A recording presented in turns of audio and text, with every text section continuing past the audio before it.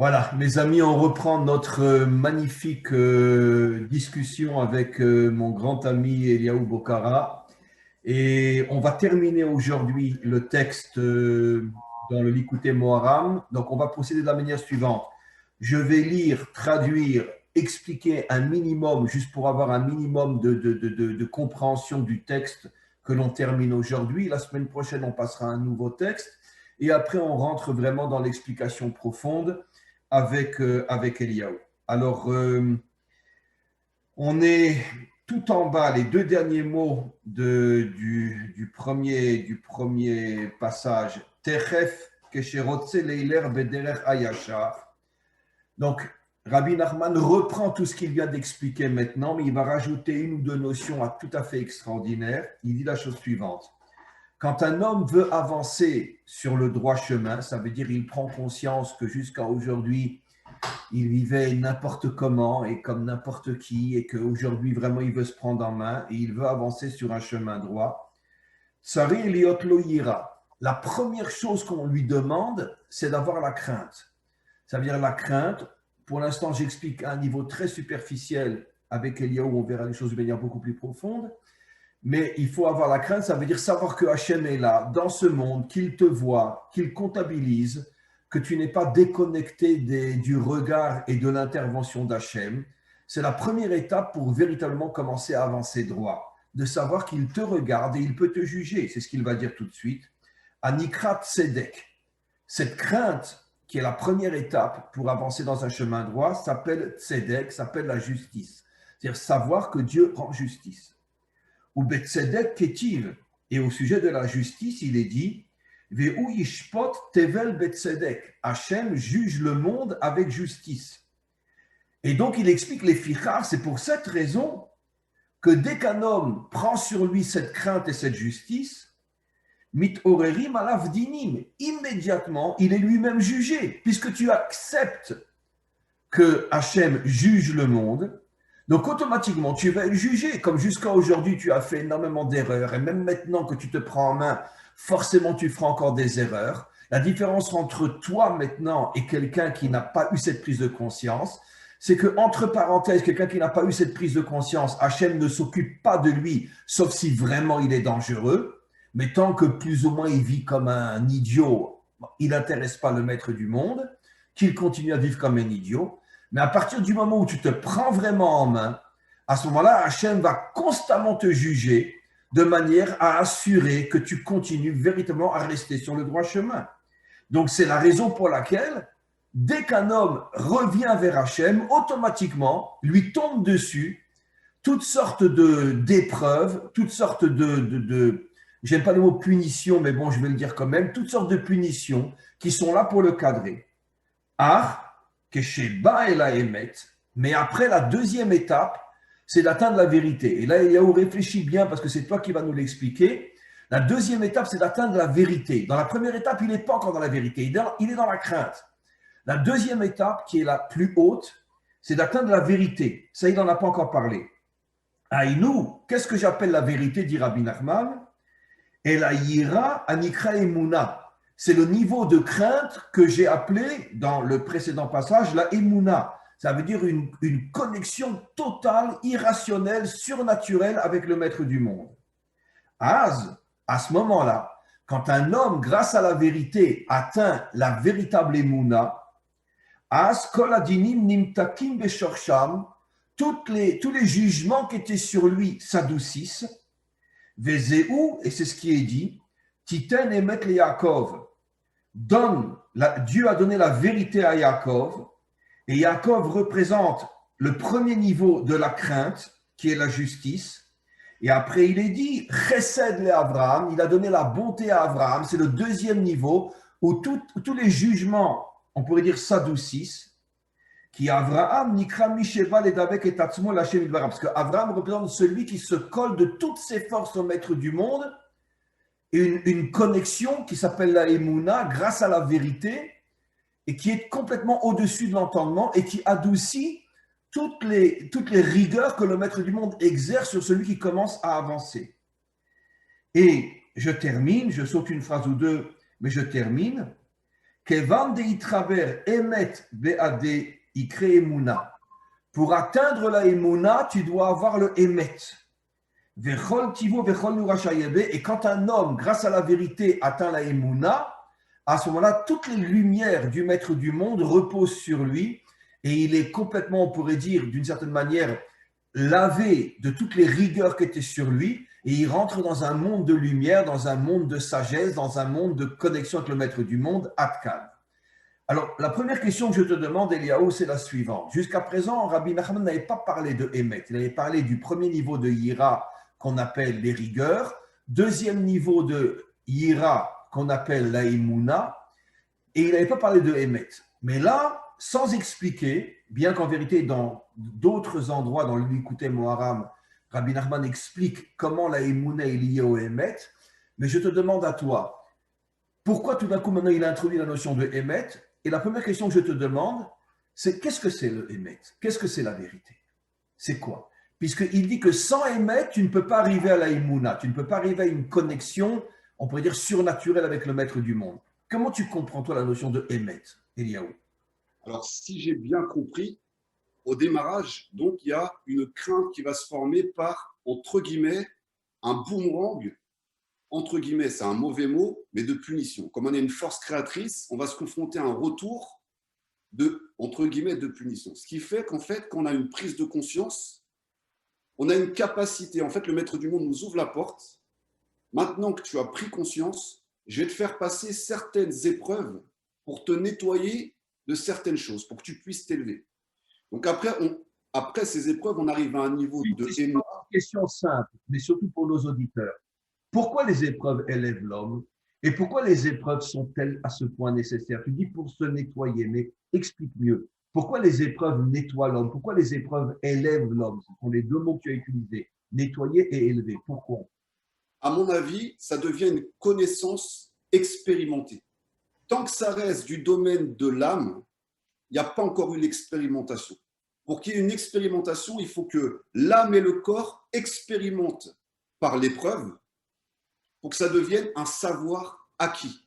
Sinon, ça reste qu'une seule théorie.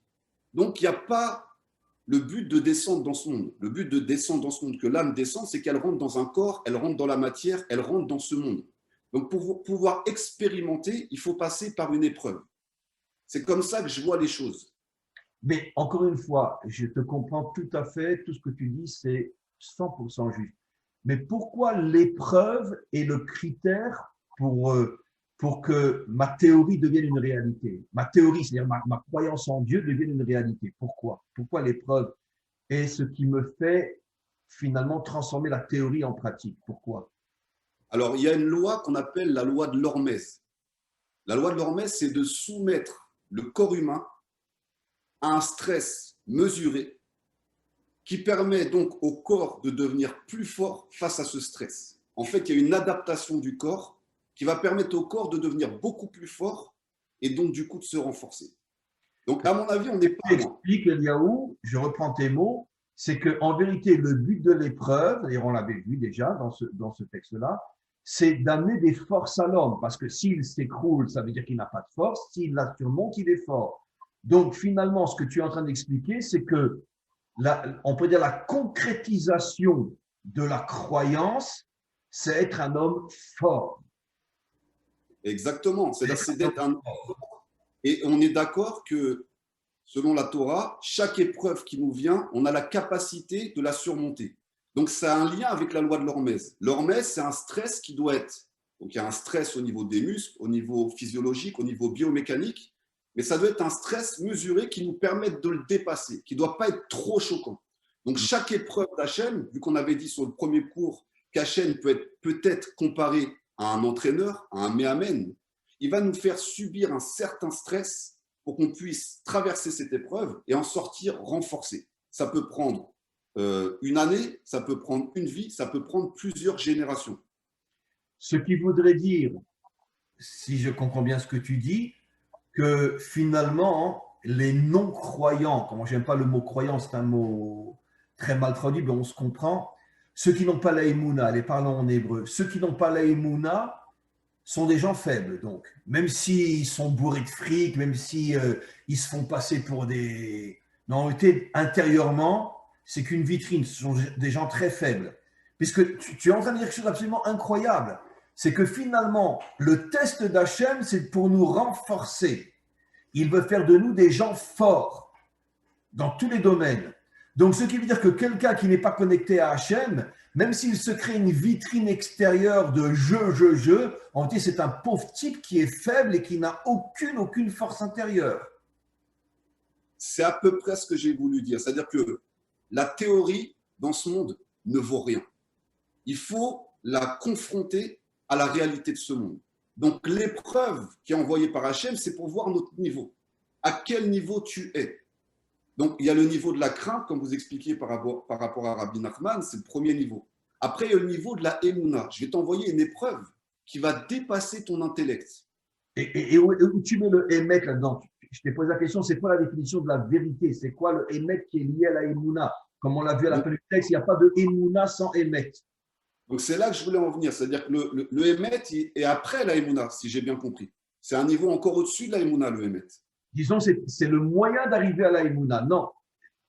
D'accord. Donc, ils sont tous les deux, on pourrait dire, Emet et Emouna, dit Rabbi Nachman dans d'autres textes, c'est comme le couple. Emet, c'est le côté masculin, et Emouna, c'est le côté féminin. D'ailleurs, ça aussi, il va falloir qu'on l'explique. Parce que ça, il le dit dans de nombreux textes. Emet, la vérité, c'est la dimension masculine, et Emouna, c'est la dimension féminine. Et ils sont comme un couple, ça veut dire qu'ils sont au même niveau, puisqu'ils fusionnent et ils deviennent une seule âme, un seul être, dans un couple réussi.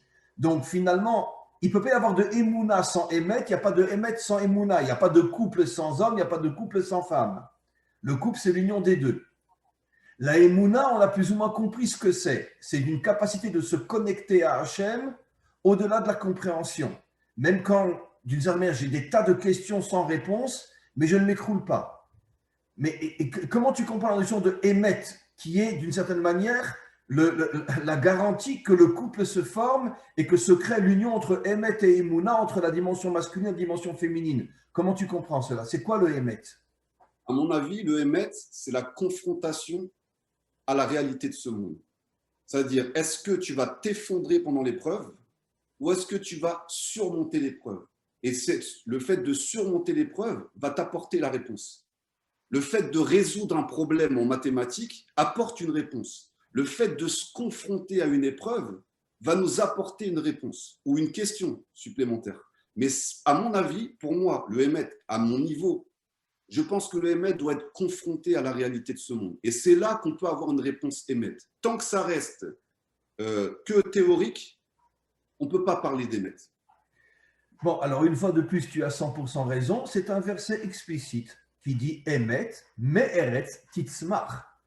La vérité, Titzmar, elle pousse à partir de la terre, à partir de la confrontation avec la réalité. Emet, Me'eretz, Titzmar. D'ailleurs, il y a un midrash qui dit que quand Hachem a voulu créer le monde, tu le connais ce midrash, j'ai souvent appris dans mes cours, il a interrogé plusieurs qualités, dont la vérité qui était dans le ciel. Et la vérité dans le ciel, elle a dit à Hachem, ne crée pas l'homme, il va fauter. Qu'est-ce qu'a fait Hachem? Il a pris la vérité, il l'a jetée à terre. Et à terre, la vérité a dit à Hachem, oui, tu peux créer l'homme. C'est exactement ce que tu as expliqué. Ça veut dire que la vérité, c'est la capacité de se confronter à la réalité et d'être plus fort qu'elle. Emet, me'eret titzmar. Quand la vérité, elle est dans le ciel, d'accord? Alors, tout est théorique. Alors, bon, ne crée pas l'homme, il va fauter. Mais quand tu es dans la réalité, tu te rends compte que même un homme qui faute n'est pas forcément une pourriture. Parce que c'est ça le monde. Il y a des faiblesses, il y a des hauts, il y a des bas. Ce qui compte, c'est la finalité. Est-ce qu'il reviendra vers Hachem, oui ou non? Tu comprends?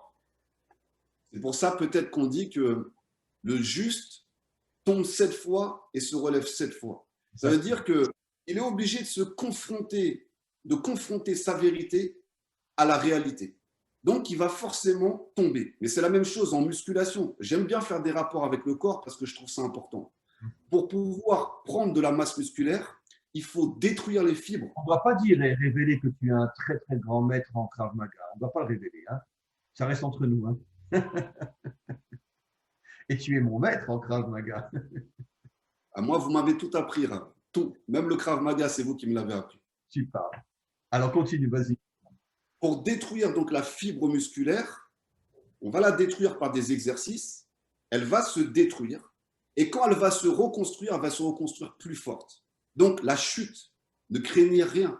On va tous tomber dans un domaine ou dans l'autre. Dans le langage chassidique, Yerida, Letzorer, Aliyah. On tombe pour mieux remonter. Exactement. Et On ne veut pas. reprends ton exemple de fibre, là, je n'ai pas très bien compris. Explique-moi ça. Quand on renforce son corps par des exercices, par exemple, de musculation, d'accord, le muscle va se contracter et il va se détruire. Les fibres musculaires vont se détruire. Oui. Elles vont se détruire, ce qu'on appelle la phase de catabolisme. Oui. D'accord. Et quand elles vont être détruites, on va rentrer donc dans une phase d'anabolisme. Donc là, c'est la vraie destruction. Et quand il y a repos, la reconstruction de ces fibres s'appelle de nouveau une phase de catabolisme, donc de reconstruction. Donc il faut une destruction pour le reconstruire. Il faut que le premier temple soit détruit pour que le deuxième revienne. Il faut que le deuxième soit détruit pour que le troisième revienne. Un petit peu comme on va dormir, d'une certaine manière, on se détruit, on ne fait plus rien, mais c'est pour mieux se reconstruire. Exactement. Donc on ne doit pas avoir l'épreuve, la chute, toutes ces notions de tomber sont en vérité un système qui nous reconstruit. Exactement. Comme la lune qui, à la fin du mois, disparaît, et puis après pour mieux renaître. Exactement. C'est-à-dire on ne doit pas craindre la faute, on ne doit pas la chercher. Mais quand elle arrive, ce n'est pas une erreur, ce n'est pas un échec. C'est une confrontation à la réalité. Et quand on va se relever, mais par contre, il faut se relever. On ne doit pas rester dans la chute. On se relève. Et là, on va prendre conscience d'eux. Et on va retomber, et on va se relever. Et c'est ça qui va nous renforcer. Ça va être une musculation, entre guillemets, de l'âme, du corps, et une connexion des deux. Donc, la faute fait partie intégrante du projet du Créateur. Il ne faut pas en avoir peur. Il faut craindre le Créateur, mais il ne faut pas en avoir peur dans le sens que ça y est, t'es tombé, c'est fini, j'arrête tout, j'abandonne. J'ai fait un exercice de musculation, j'arrive pas, j'abandonne. J'ai fait un combat de Krav Maga ou de boxe, j'ai pas réussi, j'abandonne. Tu sors du ring, tu vas dans ta douche, tu pleures un peu, tu te relèves et tu vas à l'entraînement. Et on est reparti. Et ainsi de suite. Et c'est que comme ça qu'on va réussir à grandir. C'est incroyable ce que tu dis, Eliaou, parce qu'encore une fois, je ne sais que confirmer tout ce que tu dis. Nos maîtres disent que le monde a été créé pour la Teshuvah. D'accord? C'est tout ce que tu expliques. Alors, les commentaires posent la question, mais alors si le monde a été créé pour la Teshuvah, il a donc été créé pour la faute, puisque faire Teshuvah, c'est réparer ses fautes. Et nos maîtres disent exactement ce que tu dis. La faute fait partie du processus de Teshuvah. Attention, comme tu l'as précisé, pas je faute et je kiffe, je faute pour revenir. Mais d'un autre côté, si on dit que le monde a été créé pour la Teshuvah, c'est-à-dire que tout le ta'alir, tout le processus de l'histoire et de la construction de l'homme, c'est de passer par la faute pour revenir vers Hachem. Donc la faute fait partie intégrante de la construction de l'homme. C'est fabuleux. Ce que j'ai pu comprendre de Rabbi Nachman, il dit carrément que pour passer à un palier supérieur, le Créateur va te balayer. Il va te faire un fauchage. Il va falloir qu'à un moment, pour que tu passes au palier supérieur, qu'il te fasse tomber. Toi, tu ne veux pas fauter. Toi, tu veux t'élever. Mais il va te faire une balayette pour te faire comprendre, dans la chute, la force que tu vas utiliser pour remonter va te permettre de passer au niveau supérieur. Et ça, c'est la clé. Et c'est pour ça qu'il ne faut pas se désespérer. Même si on tombe 1000 fois, plus que le juste, on va toujours se relever. Et ce qu'il attend, le Créateur, c'est qu'on se relève. Ce n'est pas qu'on ne faute pas, c'est qu'on se relève. Ça, c'est la réussite. Qu'on se relève. Oui, c'est ce que dit le verset. Shiva yipol tzadik vekam. 7 fois le juste tombe et se relève. On n'a pas un seul cas dans toute la Torah d'un grand juste qui n'a pas fauté. Chacun à son niveau, mais ils ont tous fauté. Ils ont tous fauté. Puisque Moshe Rabbeinu, bon, ce sont des choses qui sont très mystérieuses, mais au lieu de parler au rocher, a frappé le rocher, ce qui lui a valu de ne pas rentrer en Eretz Israël. Et tous les grands sadikim ont fauté. Et Abraham, il a eu sa propre faute. Quand Hachem lui a dit, je vais te donner la terre d'Israël, il a dit, apporte-moi une preuve que tu vas me la donner. Et quelle est la réponse d'Hachem? Tes descendants seront en exil. C'est une punition parce que tu as osé me demander des preuves. Crois-moi, un point, c'est tout. Même Abraham a fauté. Alors évidemment, ce sont des fautes. Ce n'est pas les fautes que nous faisons, nous, c'est des fautes au niveau de ces justes-là. Mais la Torah a le courage de nous révéler. D'ailleurs, je dis toujours, quelle est la preuve que la Torah est vraie? C'est qu'aucun de nos justes est transformé en Dieu. Ce sont tous des hommes. Et ils ont leur chute, eux aussi. C'est la preuve que la Torah est émette, que la Torah est vraie. Et vous l'avez expliqué dans le cours avec Madagascar. Vous avez parlé un peu des Gilgoulim, des réincarnations. Mauvaise traduction en français, mais du Gilgoul. Oui. C'est ça le Gilgoul. C'est que même sur Terre, on va tomber, on va se relever. On n'a pas réussi, on va sortir de ce corps et on va revenir, on va recommencer. Donc, c'est tout le but d'un entraîneur. Un entraîneur qui prend un élève, il l'a pris enfant à 5-6 ans, il sait que l'élève, il va d'abord apprendre à marcher, apprendre à se coordonner, apprendre à bouger. Après, au fur et à mesure, il va subir, s'il fait un peu de compétition, des échecs, où il va pleurer. Mais tout ça est fait pour l'amener à grandir, à se révéler. Mais en aucun cas, un entraîneur peut prendre un élève qui ne fera aucune faute dès le départ. On est tous des élèves du Créateur. Donc forcément, il sait très bien qu'on a une marge de faute pour pouvoir grandir. Ça fait partie du plan. Maintenant, le danger du Yetzer Hara, c'est que lui, il veut te culpabiliser dans la faute pour que quoi, tu ne te relèves pas et que tu restes dans la dépression. Voilà. Lui, il veut… Attends, on va revenir sur cette phrase-là qui est très importante. Le penchant du mal, tu dis, c'est pas la faute en tant que telle, mais c'est le désespoir et l'écœurement de soi-même que le mauvais penchant fait rentrer en toi quand tu fautes. Répète-le, trop fort ça. Alors, et en gros, si je devais le matérialiser, Hachem, qui est l'entraîneur, nous envoie un adversaire. Maintenant que je t'ai fait passer à un degré supérieur, je t'envoie un adversaire. Attention, il est fort. Et c'est Yetzer Hara. Tu vas devoir le combattre. Et ce Yetzer Hara, il va te mettre au sol parce qu'il a un niveau supérieur à toi. Maintenant, ce que lui, il veut pour te battre, c'est que tu ne te relèves pas et que tu restes à ce niveau-là. Mais il est envoyé par Hachem. C'est un de ses meilleurs élèves, d'ailleurs, le Yetzer Hara. Moi, je dirais que c'est un de ses plus grands élèves. Ce qui veut dire que la faute, ce n'est pas ça le mauvais penchant. C'est le désespoir après la faute qui est le mauvais penchant. Et tu sais quelle est la preuve? Pourquoi le mal est comparé à un serpent? Parce que le serpent, j'ai déjà dit des dizaines de fois, quand il te mord, ça fait mal, mais ce n'est pas ça qui te tue. Ce qui te tue, c'est le venin qui rentre dans le corps et qui, lui, ne te fait pas mal, mais il te tue. Ça veut dire que exactement ça. Dans la faute, il y a l'aspect « je suis tombé », mais ce n'est pas ça la vraie faute. La faute, c'est le désespoir qui va te tuer et qui va te dire « bon, allez, je suis nul, je continue, un point, c'est tout ». Ça, c'est le venin qui est la véritable faute. On est tout à fait d'accord. C'est pour ça que c'est un des meilleurs élèves du Créateur, le Yetzer Hara. C'est son élite. Il nous envoie son élite. Et à chaque fois qu'on est tombé, il nous le renvoie, ce champion, à un niveau supérieur. Donc ça sera infini. On devra toujours le combattre. Mais c'est un élève d'Hachem. Cet élève-là, il ne veut pas qu'on tombe. Mais c'est sa mission, c'est son rôle. Tu veux grandir, tu veux passer à une ceinture supérieure. Je suis obligé de te mettre la tête dans le sol. Maintenant, ce que je vois, c'est est-ce que tu vas te relever. Tu sais que c'est explicite ce que tu dis, encore une fois dans un texte du Talmud, un roi qui allait mourir et qu'il avait un fils qui devait être son héritier.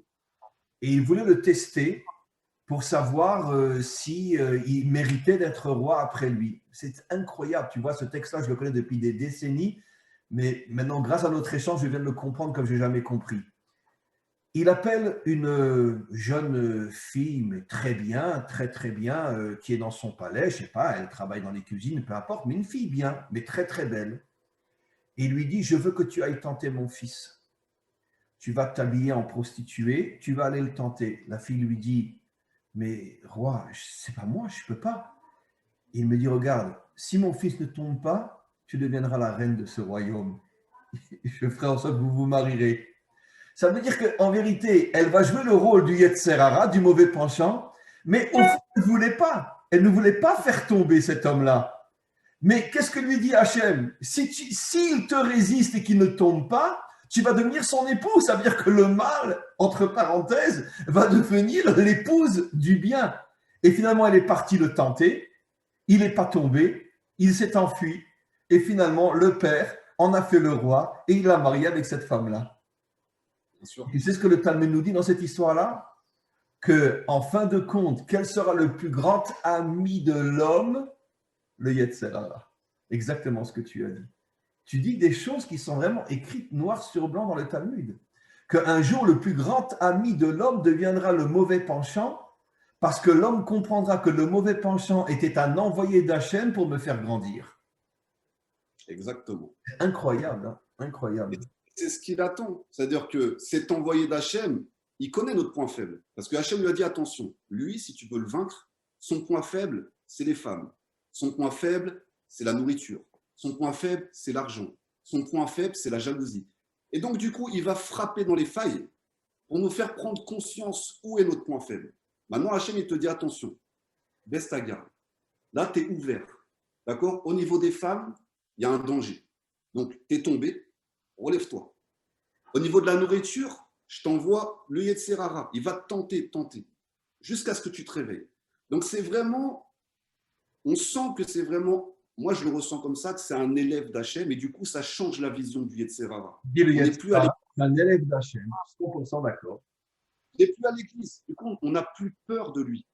On sait qu'on va devoir l'affronter jusqu'à la fin de nos jours. Il sera là tout le temps pour nous faire grandir. Mais on n'est pas dans le péché, on n'est pas dans la faute, on n'est pas dans la crainte, dans ces mots-là. Quand j'entends crainte d'Hachem, c'est respect d'Hachem. Si on a un enseignant, un maître, ou si on prend conscience de l'univers, des forces de la nature, qui est la Teva, qui est une main d'Hachem, on a une crainte parce qu'on se dit c'est grand. Et c'est comme quand on rentre dans un dojo et dans une salle de boxe pour la première fois. On sent, on a une crainte.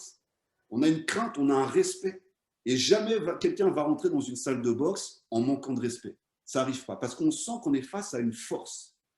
Maintenant, vu qu'Hachem se dissimule et qu'il est le meilleur enseignant, il nous laisse croire que. Il nous laisse penser qu'il n'est pas là. Mais il nous envoie toujours des petites étincelles. Et là, on revient à la crainte que vous expliquez depuis le départ. C'est qu'en gros, la première crainte, c'est l'éveil de la conscience. Maintenant, tu peux devenir un élève, tu peux rentrer dans cette salle de boxe. Maintenant, je vais t'éprouver. Tu vas aller au sac, tu vas faire de la corde, tu vas te rendre compte que le cardio, c'est difficile. Tu vas te rendre compte qu'il va falloir bien dormir. Tu vas te rendre compte que tu vas prendre un coup, il va falloir que tu te relèves. Ça, c'est la crainte, entre guillemets, de ce qu'on a expliqué, de la punition. Maintenant, quand on passe à un stade supérieur, maintenant que tu es devenu un combattant et qui est aguerri, je ne vais pas t'attaquer sur le ring. Je vais t'attaquer dans la vie. C'est pour ça qu'on voit plein de grands combattants comme Mike Tyson, par exemple. Sur le ring, il n'a pas été vaincu. Il a été vaincu par son promoteur qui l'a escroqué, vaincu par une femme qui l'a accusé de viol. Donc, il a été vaincu en dehors du ring. En fait, le combat n'est pas fait pour le ring et le combat en lui-même. Il est fait pour les chemins de la vie. Si tu es un bon combattant, tu dois être capable de vaincre maintenant ton ego. Et je vais t'envoyer d'autres choses à côté qui vont te permettre de te renforcer. Pas détruire, cogner, frapper pour rien. Et quand tu seras à ce niveau, là, tu vas pouvoir affronter les tyrans. On l'a vu, Moshe Rabbeinu, c'était un vrai combattant. David Ameller, c'est un vrai combattant. David Ameller, bien sûr. C'est un vrai combattant. Tous, c'est des vrais combattants. On le disait la semaine dernière, si je ne me trompe pas, Eliaou, tous les justes cités dans notre Torah étaient tous des guerriers combattants. Abraham s'est battu contre les 4 rois qui ont kidnappé Lot. Yitzhak, à sa manière, il était prêt à donner sa vie à Hachem. Ça veut dire, Yaakov, il s'est battu avec Laban, il s'est battu avec Esav, il s'est battu toute sa vie. Moshe, n'en parlons pas, et Yoshua, la conquête de la terre d'Israël, et après, tous les juges, ce qu'on appelle les shoftim, étaient tous des chefs d'armée. C'est-à-dire que la Torah ne conçoit pas un croyant qui n'est pas un guerrier. Ça veut dire que c'est l'absolu contraire de tout ce que les religions nous mentent depuis des millénaires. C'est la doctrine judéo-chrétienne qui a amené on me frappe, je tends l'autre joue. Donc en fait, et ça s'est ancré dans l'esprit pour affaiblir l'être humain. Alors attention, le combat ne se gagne pas que par les armes. On peut gagner un combat par les mots, on peut gagner un combat contre soi-même, on peut gagner un combat contre son ego, on peut gagner un combat contre la nourriture, mais dans le sens qu'il faut combattre. Et le combat est bon. Et c'est pour ça qu'on voit que 2 grands combattants qui s'affrontent, normalement, si c'est des vrais combattants, il y a un vrai respect. Il y a un respect. Bien sûr. Il y a un respect. On le voit beaucoup d'ailleurs ça, d'Afrique chez les Asiatiques. On le sent très fort. Ça m'est arrivé de voir quand même pas mal de combats comme ça entre les Asiatiques, et je vois qu'on sent qu'il y a bon, ils se cognent terriblement dur, mais il y a un respect, c'est vrai. On sent, ils font comme ça juste avant le combat, etc. Et on le sent très fort. Il y a un respect, c'est comme deux maîtres ou des élèves qui vont étudier la Guémara. Ils s'affrontent, donc il y a un combat d'idées, mais un bon combat qui élève. Dans le Et respect. là, dans le respect, c'est la même chose. Deux armées qui s'affrontent, ou deux combattants qui s'affrontent, c'est un langage. C'est pour ça qu'on dit les arts martiaux. C'est l'art de faire la guerre. C'est pas je tue comme ça et je n'ai aucune conscience de ce que je suis en train de faire. J'apprends le combat à un très haut niveau, d'une pour jamais m'en servir. Mais s'il n'y a plus le choix, qu'on a tout essayé, la parole, les traités de paix, et ça ne marche pas, on n'a plus le choix. On est obligé de défendre les familles et défendre la paix, une vraie paix. Qui veut la paix prépare la guerre. C'est une phrase qui est connue souvent. Si tu veux une vraie paix durable, le shalom, il faut être capable de savoir faire la guerre si tu n'as plus le choix. Une dernière question, Eliaou, parce qu'il ne nous reste plus beaucoup de temps. On a expliqué, enfin, ce n'est pas dans ce texte-là, mais c'est dans d'autres textes, que Rabbi Nachman compare la vérité à la dimension masculine et la Emouna à la dimension féminine. Comment tu conçois les choses? Pourquoi la vérité serait l'homme masculin et pourquoi la Emouna serait la femme féminine? Qu'est-ce qu'on doit comprendre là-dedans? Comment tu vois ça? Ce n'est pas dans ce texte, encore une fois, mais Rabbi Nachman le dit dans des tas d'autres textes dans l'Écouté Moharam. Dimension masculine, c'est le couple. Emet et Emouna, c'est le couple sacré, dont le représentant dans ce monde, c'est un couple réel. Et l'homme est censé plus incarner la vérité et la femme plus la Emouna. Alors, avec la permission, je voudrais juste donner mon point de vue très, très schématiquement et après on le développe. Quand je dis vérité, l'homme représente la vérité, ça veut dire que, je dirais comme ça, l'homme est censé, au sein du couple, on pourrait dire, proposer des projets. Qu'est-ce qu'on va faire? Je pense que ça, c'est bien. Mais le problème c'est que quoi que tu fasses, tu auras toujours des difficultés et des épreuves qui peuvent te mettre à genoux. Et là, tu as besoin de l'épouse qui, elle, représente la Emouna pour t'aider justement à ne pas tomber, à ne pas te désespérer. Parce que bon, avoir la capacité de trouver le projet qui nous correspond, c'est une chose. Donnons un exemple très simple. Voilà, on avait une bonne situation en France, on vivait en France, on était à Paris, on était peu importe, etc. On travaillait tous les deux, on gagnait très bien notre vie, on décide de monter en Israël. C'est un projet vrai. D'accord? Maintenant, le problème, c'est que tout le monde sait qu'une fois que tu arrives en Israël, waouh, ce que tu vas traverser. Alors là, tu as besoin d'un soutien qui est la Emouna. Ça va venir du côté féminin. Ça veut dire que la dimension masculine, c'est celle qui trouve le vrai projet. La dimension féminine, c'est celle qui te permet de ne pas abandonner le projet que tu as choisi. Comment tu comprends, toi? Alors, on pourrait peut-être comparer ça, le émet au cerveau. Donc, l'homme, il est beaucoup plus sérène, il est beaucoup plus dans la réflexion, qui peut être froide même des fois. Et on pourrait dire que la femme est liée au regesh, comme vous enseignez, donc elle serait beaucoup plus sur l'émotion. Donc, le émet, c'est, voilà, j'ai une idée, je pense que cette idée, elle est juste, elle est vraie, j'y vais. Maintenant, le regesh, donc la dimension féminine, elle va éprouver tes émotions. Maintenant, tu as un projet, tu veux le mettre en place, ok, dans le cerveau, ça paraît super, tout va bien, tout est mis sur Parce place. que ça reste théorique, la dimension masculine est beaucoup plus théorique. Voilà, la femme, on sait très bien, elle est terre à terre. Nous, quand on rêve et quand on plane, elle nous redescend sur terre. Ok, d'accord, mais il faut penser à ça, il faut penser aux courses, il faut penser à ci. Donc, elle nous redescend dans la réalité de ce monde. La femme, c'est la malroute. Donc maintenant, on va voir si tu as la émouna de traverser toutes les épreuves de ce monde en fonction de l'idée que tu as eue. Tu as le plan, ok. Maintenant, on va voir si tu es capable de réaliser ce plan. Et c'est le but de la émouna, parce que tu vas te confronter à la lourdeur de cette terre, à la lenteur de la terre. Ça demande du temps, ça demande d'être patient, ça demande de tomber, ça demande de se relever, ça demande de se confronter à… Ça ne se passe pas toujours comme on veut. Et c'est là que la émouna va prendre le dessus. Est-ce que ton idéologie est assez grande pour prendre le dessus? Donc finalement, pour conclure, Eliaou, au niveau de notre relation avec Hachem, la vérité serait de faire le juste choix d'arrêter de vivre comme un animal, mais la émouna, serait cette force qui nous permet de ne pas renoncer au choix qu'on a fait. Parce que c'est beaucoup plus facile de vivre comme un animal que de vivre comme un être humain. Donc, une fois que tu as fait le choix de vivre comme un être humain et que là, tu es sous le regard d'Hachem et automatiquement, tu vas vivre des tensions énormes, comment tu vas tenir? Tu as besoin de la émouna. Ça veut dire qu'en vérité, la dimension féminine, c'est celle qui soutient le choix vrai. D'ailleurs, c'est pour ça qu'elle est appelée Ezer. Elle est appelée Ezer. Ezer. Et pourquoi Ezer Kenegdo dans le cas de ce qu'on a dit? Parce que quand tu vas te désespérer, elle est là pour aller contre toi et te renforcer.